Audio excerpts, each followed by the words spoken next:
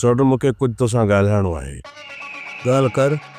सोट मां चवां थो त 2 मिंट सुट अचे बि थो गरो निभागो चंडो अची घाटे में लॻो आहे। हिन मां जान छॾायां पोइ ॻाल्हायूं था। कासम पाणी ॾिए।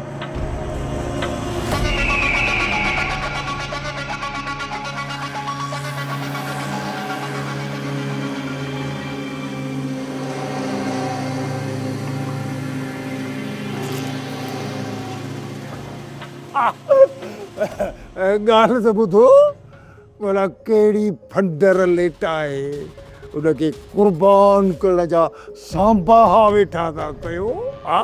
हाणे हिन हॾीअ खे हज़म करण जी हिन जाबर ख़ान खे सघ आहे।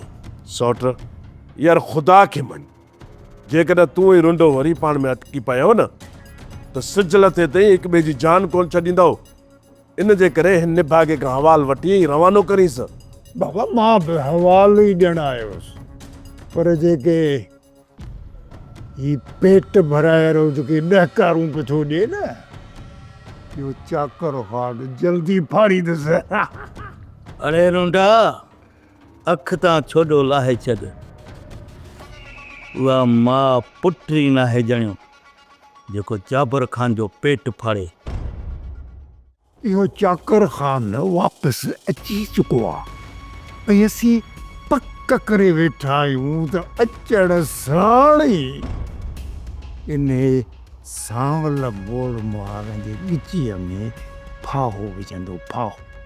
पर ॿी ॻाल्हि ॿुधायांव, उहो एतिरो जल्दी लकंदो फाहो न विझंदुसि, छो त उहो डूंगर ख़ान जो पढ़ायल आहे हो ॼंडर।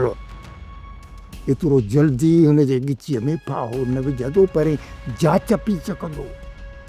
रुंडा सोट इहा सलाह त हिन रुंडे ॾिनी हुई न त चाकर ख़ान खे ख़तमु कयो। हाणे जेकॾहिं बची आयो आहे इन में असांजो ॾोह त कोन्हे न।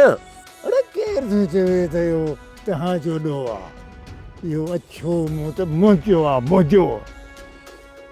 मां इहो चवणु थो चाहियां त हिन ग़लतीअ खे मिटाइण जे लाइ असां सभु हली चाकर ख़ान वटि पेश थियूं ऐं उनखे ॿुधायूं त इहो सॼो कमु गोलियुनि वसाइण वारो हिन सांवल मोर महारा ई कयो आहे।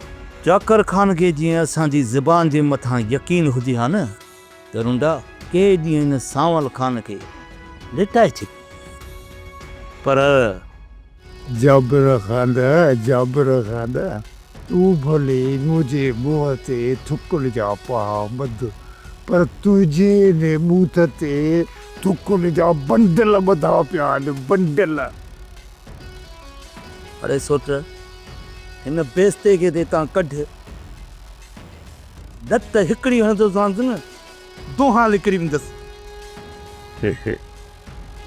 अरे जाबर दूहा त ताजा मां कढ, तूं मुंहिंजा दूहा छा कढंदे? सोप सीरियल पंजाबेरी तमाम एपिसोड्स ॾिसण लाइ विज़िट करियो असांजो official YouTube channel Sindhi TV HD drama. Subscribe कयो असांजो official YouTube channel Sindhi TV HD drama ऐं वधीक अपडेट लाइ बेल आइकन खे क्लिक करियो।